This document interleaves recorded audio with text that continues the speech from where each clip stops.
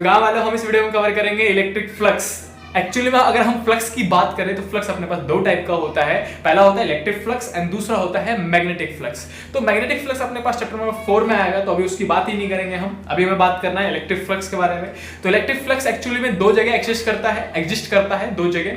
पहला है electric field की वजह से, यानी कि electric flux due to electric field, and दूसरा है electric flux due to a charge. तो जो चार्ज वाला है वो हमें गॉस लॉ के मदद से मिलता है, दूसरा नॉर्मल है जो कि हम इस वीडियो में कवर करेंगे। तो एक्चुअली में जब भी आप इलेक्ट्रिक फ्लक्स की बात करो तो आपको तीन चीजें पढ़नी होती है। एंड तीन चीजें कौन कौन सी है? सबसे पहले तो आपको डेफिनेशन ऑफ फ्लक्स पता होना चाहिए ना। इलेक्ट्रिक फ्लक्स से पहले आपको क्या पता होना चाहिए कि एक्चुअली में फ्लक्स का डेफिनेशन क्या होता है। फिर मैं इलेक्ट्रिक फ्लक्स की बात करूं तो इलेक्ट्रिक फ्लक्स का डेफिनेशन क्या होता है। सबसे पहले हम डेफिनेशन देखेंगे गांव वालों, एंड दूसरा देखेंगे फॉर्मूला। इसका फॉर्मूला क्या होता है, हम न्यूमेरिकल कैसे सॉल्व करेंगे। एंड तीसरा है अपने पास types of questions. Types of questions important topic है। टाइप्स ऑफ क्वेश्चंस की बात करेंगे हम इसमें। ये इंपॉर्टेंट इसलिए पड़ जाता है क्योंकि इस टाइप्स ऑफ क्वेश्चन से अपने पास एक कॉन्सेप्ट आता है जिसको हम कहते हैं एरिया वेक्टर। एक्चुअली में हमारे साथ बचपन में एक धोखा हुआ था भाई साहब। हमें एरिया बचपन में पढ़ाया गया था। हमने पढ़ा था कि एरिया ऑफ रेक्टेंगल क्या होता है, लेंथ इनटू में ब्रेथ होता है। एरिया ऑफ स्क्वायर क्या होता है, साइड इनटू में साइड होता है। Area of circle pi r square होता है। ये हम ऑलरेडी जानते हैं ये सब चीजें, राइट। बट हमें ये नहीं बताया गया था कि जो एरिया होता है वो एक वेक्टर क्वांटिटी होता है, और वेक्टर क्वांटिटी हैज बोथ ना, magnitude as well as direction, right. तो चलो भैया मैग्नीट्यूड तो निकाल लेंगे इन फॉर्मूले से, डायरेक्शन कहाँ है? डायरेक्शन तो बताया नहीं गया। तो गांव वालों don't worry, you will get the direction of the area vector in this video, तो watch it till the end, right. Actually में टाइप्स ऑफ क्वेश्चन बहुत इंपॉर्टेंट टॉपिक पड़ जाता है इलेक्ट्रिक फ्लक्स का। क्यों? क्योंकि ये बहुत फ्रिक्वेंटली पूछा जा रहा है बोर्ड में भी और नीट में भी, राइट।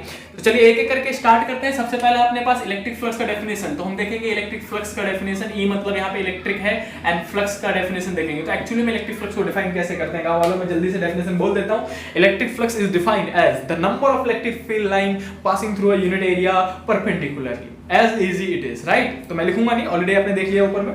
तो इलेक्ट्रिक फ्लक्स को हमने कैसे डिफाइन किया? It is the number of electric field line passing through a unit area perpendicularly. इसका मतलब क्या है कि देखिए, मैं जल्दी से लिख भी देता हूं इसको, आप बाद में बोलोगे लिखा नहीं, हाँ नहीं, तो चलिए जल्दी जल्दी लिख देता हूं। इट इज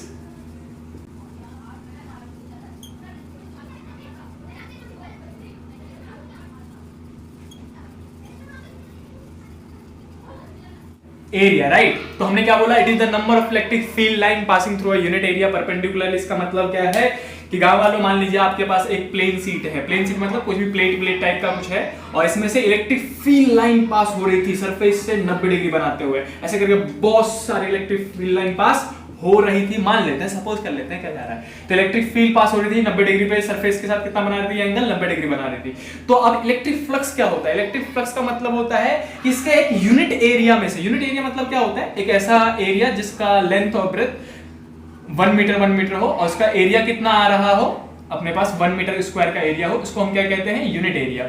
यूनिट एरिया मतलब होता है एक ऐसा एरिया जिसका एरिया कितना आ रहा होगा, मतलब 1 आ रहा हो, इसको हम यूनिट एरिया कहते हैं। तो आपसे पूछा जाएगा कि एक सरफेस था जिसका एरिया फिलहाल मैं ए मान लेता हूं, और जिसमें से बहुत सारी इलेक्ट्रिक फील्ड लाइन पास हो रही थी। तो बताइए इसके एक यूनिट एरिया में से, मतलब एक छोटे से टुकड़े में से जिसका लेंथ और ब्रेथ कितना हो, 1 मीटर हो, उसमें से कितनी इलेक्ट्रिक फील्ड लाइन पास हो रही है।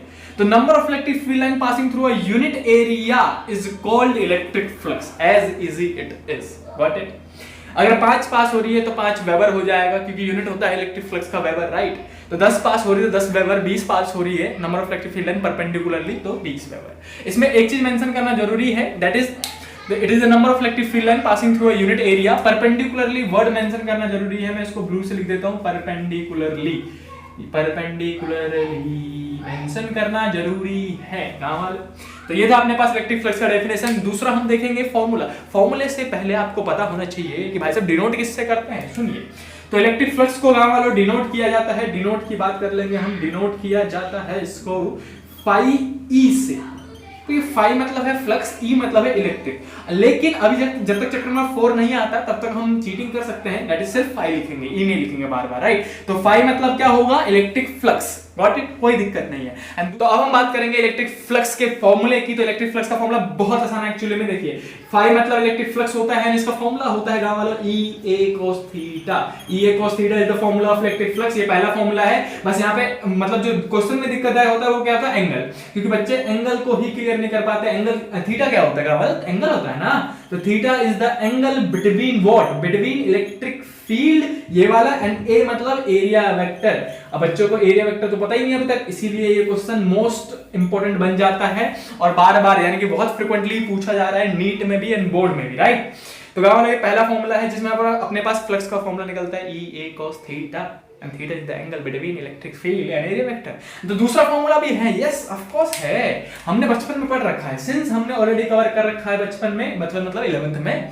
तो क्या पढ़ा था हमने कि हमने ए बी cos थीटा लिखा हो कहीं पे तो वो वेक्टर फॉर्म में ए वेक्टर डॉट बी वेक्टर देता है, वो एक स्केलर क्वांटिटी देता है, ये हमने ऑलरेडी कवर कर रखा है। और यही कहीं अगर a b sin theta given हो तो ये a vector cross b vector देता है, यानी कि हमने dot product and cross product पढ़ा था, एंड क्रॉस प्रोडक्ट जब भी होता है तो वो वेक्टर क्वांटिटी देता है फाइनल। तो ना वालों क्या आपको ए दिखा, बी भी दिखा, हाँ मान लेते हैं ए बी cos थीटा। तो इसको और ऐसे भी लिखा जा सकता है वेक्टर फॉर्म में, मैं इसको लिख दूंगा E vector dot A vector, यानी कि डॉट प्रोडक्ट पे भी क्वेश्चन आ सकते हैं। ये दो टाइप के फॉर्मूले हैं एंड दो ही टाइप के आपसे क्वेश्चन पूछे जाएंगे इसमें। तो हमने कवर किया इलेक्ट्रिक फ्लक्स का डेफिनेशन एंड उसका फॉर्मूला, राइट। तो डेफिनेशन क्या था अपने पास, बस उसमें दो चीजें मेनली मेंशन करनी होती है। पहला है अपने पास it is the number of electric field line passing through a unit area perpendicularly, 90 degree पे निकलने वाली इलेक्ट्रिक फील्ड लाइंस को हम क्या कहते हैं, इलेक्ट्रिक फ्लक्स कहते हैं। किससे, यूनिट एरिया से, मतलब एक ऐसा एरिया जिसका 1 मीटर स्क्वायर का एरिया हो। एंड दूसरा क्या था अपने आप डिनोट किससे करते हैं, वैसे तो जनरल फॉर्मूला है अपने पास फाई, मतलब जनरल ट्रेंड है कि फाई ई से डिनोट किया जाएगा, क्योंकि मैग्नेटिक फ्लक्स भी होता है उसको फाई बी से डिनोट करना होता है। लेकिन यहाँ पे अपने पास सिर्फ इलेक्ट्रिक फ्लक्स है, इसलिए हम थोड़ी सी चीटिंग करेंगे, इसको क्या लिख देंगे सिर्फ फाई। तो फाई का मतलब क्या होगा, इलेक्ट्रिक फ्लक्स, हाँ ये चीटिंग चलता है, लीगल चीटिंग बता रहा हूं मैं, हाँ नहीं तो फ्लक्स का फॉर्मूला क्या होता है, ई ए cos थीटा, एंड ई मतलब होता है इलेक्ट्रिक फील्ड, ए मतलब area, and cos theta, theta is the angle between electric field and area vector. दूसरा है अपने पास इसी का वेक्टर फॉर्म, तो वेक्टर फॉर्म अपने पास डॉट प्रोडक्ट के फॉर्म में निकलता है, क्या है वेक्टर फॉर्म है। वेक्टर फॉर्म हम अगर फॉर्मूले के हिसाब से जाए, सिंस ऐसा होता है अपने पास, तो वेक्टर के हिसाब से जाए तो अपने पास डॉट प्रोडक्ट बनेगा, यानी कि a vector dot b vector. And I hope कि आपने वेक्टर फॉर्म सीखा होगा, वेक्टर प्रोडक्ट सीखा होगा 11th में। अगर नहीं सीखा है तभी चिंता करने वाली कोई बात नहीं है, मैं आपको अभी इसी टाइप्स ऑफ क्वेश्चन कराऊंगा जिसमें आप इजीली रिकवर कर लोगे कि कैसे करते हैं डॉट प्रोडक्ट, ठीक है ना।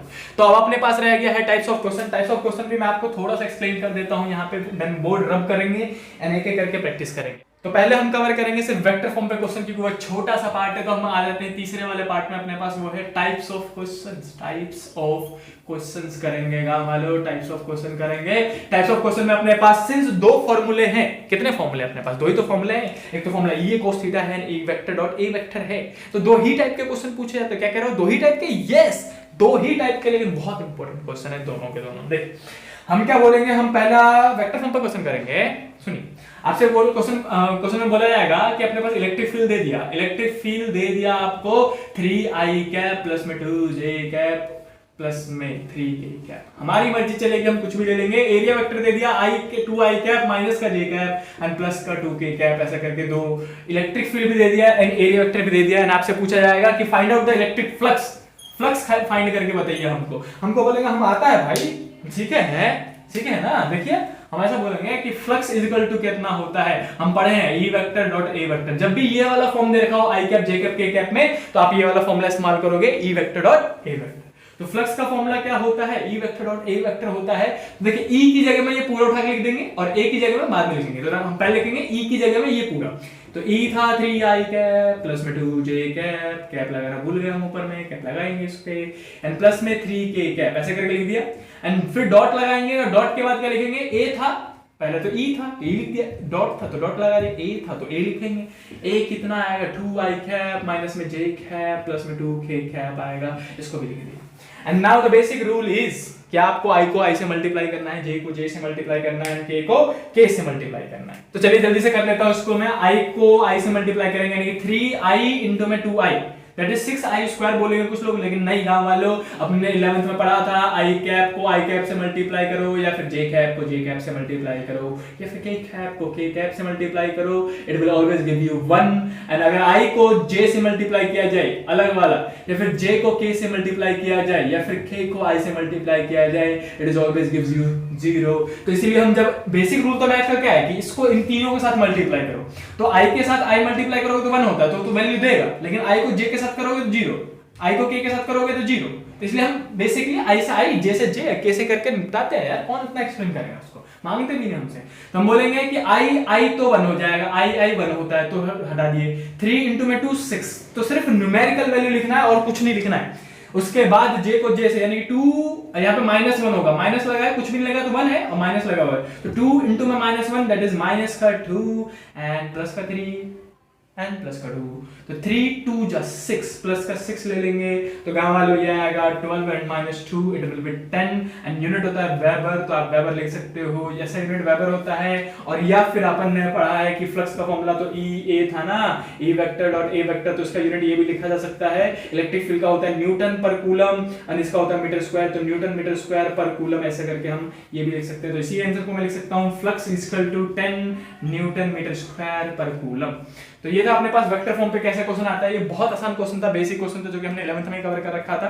एंड दूसरा जो मोस्ट इंपोर्टेंट, जो कि आपसे नीट तक में पूछा जाता है और बार-बार फ्रीक्वेंटली पूछा जा रहा है, वो है इस फॉर्मूले पे क्वेश्चंस, जो कि बहुत इंपॉर्टेंट है, जिसमें आपको पता चलेगा कि एरिया वेक्टर होता है और वेक्टर का डायरेक्शन किधर होता है, भाई साहब एरिया वेक्टर का डायरेक्शन किधर होता है, ये हमें इस फॉर्मूले में पता चलेगा। तो मैं जल्दी से इसको रब करता हूं एंड पहुंचते हैं अपने मेन इंपॉर्टेंट क्वेश्चन पे, जो कि बहुत ज्यादा पूछा जाता है, जिसमें हमें पता चलेगा कि एरिया वेक्टर क्या होता है। ओके इस गांव वाले